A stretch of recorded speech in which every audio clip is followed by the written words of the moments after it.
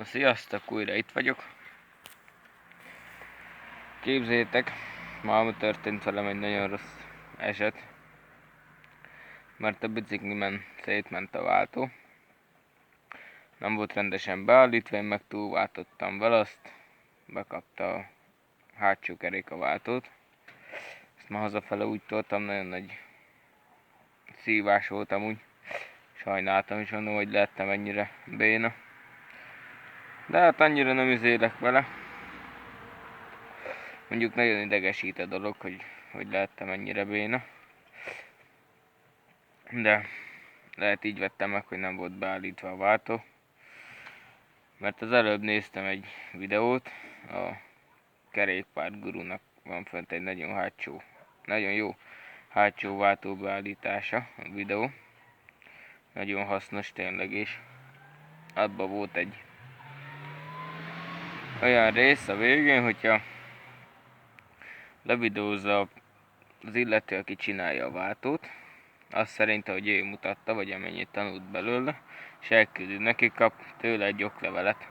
Na hát én most következő hónapban megveszem a váltót, veszek hozzá új váltókart, hátsó váltót, hátsó bobdent külsőt, és meg fogom csinálni a videót, és el fogom neki küldeni, meg persze ide is fölteszem. Megveszem a telefont. Hát most van fönt a neten, használtam egy Huawei P Smart 21, nekem nagyon tetszik. Az én igényeimnek meg is felelem úgy. 45 000 van fönt. Remélem, már írtam is a csávónak, hogy nem lehetne addig elrakni. Azt mondta, hogy ha foglalót fizetek 9000 forintot, hát nekem sajnos most nincs ennyi pénzem. Azt írtam is neki, hogy köszönöm, de sajnos most nincs ennyi pénzem, de hát ha fizetésig nem veszik meg, és akkor meg tudnám venni. Oké, írta a csávó, hogy oké, rendben, megadta a telefonszámot, hogyha majd keresem hónap elején, mikor megjön a fizetés, azt majd mondja, hogy megvan-e még a készülék, vagy nincs. Ha megvan, akkor megveszem, és már azzal fogom csinálni a videókat. Na szóval ez történt meg, gyerekek, hogy tönkrement a hátsó váltom. Nagyon idegesítem úgy. Hát mindegy, most már megnéztem a videót, nagyon hasznos. Tanultam is belőle, hogy kell most már bebírom itthon magamnak állítani a hátsó váltót, profin főszerelni. És majd én is úgy bemutatom, hogy a csávó elmondta, hogy mikre kell figyelni, mikor faszán be van állítva. Meg ilyenek. Szóval ezt megcsinálom. Hát sajnos ilyen is van.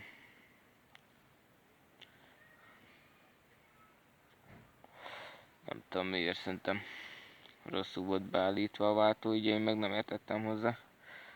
Egyszerűen néztem én is, mert az alsó fogaskerékre nem váltott le.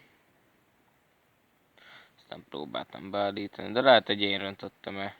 Mert én is azért állítgattam rajta, azt lehet én rontottam el az egészet, hogy szarul állítottam be. De hát mondjuk már akkor is be volt, hogyha jó be van állítva, akkor teljesen levált. Úgyhogy nem ér hozzá vagy a legalsó fogaskerék után már nem vált tovább, hogyha nagyon jó be van állítva, meg fölülre is ez. Hogyha nagyon precízen, pontosan be van állítva, akkor nem vált túl a legfelső fogaskereken, szóval nem esik be a küllőhöz, azt is meg lehet akadályozni. Szóval ezek nem voltak beállítva rajta normálisan. Nagyon sok mindent be lehet rajta állítani. Hát szerintem így gondolkozok rajta, de szerintem egy 10-esbe bele fog kerülni. Próbálom minél olcsóban megúszni azért.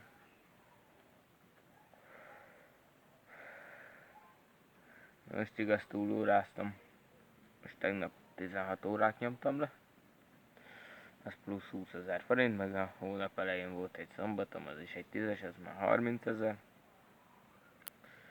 És ha megkapom a komisbért, az nagyon jó lesz. De 20 forinttal több az órabér, meg állítólag kapok valami utalombért, 22 000 forintot. Az nagyon király. Ezt így remélem ezeket meg tudom csinálni. Aztán a következő hónapban megveszem a konyhába, amit kell, laminát vagy linoleumot akarunk rakni. Azt ki kell cserélni. Azt is majd elkezdjük már festeni, meg pakolni, csak ugye nincs rá időnk. Dolgozni kell meg mellette azért. Ha meg ugye arra is kell költeni. Újra kell linoleumozni. Meg a mosogatót ki akarjuk cserélni, azt ennyi. Meg konyhabútor lesz benne másik. Elférjenek az egy lényeg. Nem lesz bent annyi minden. És ennyi.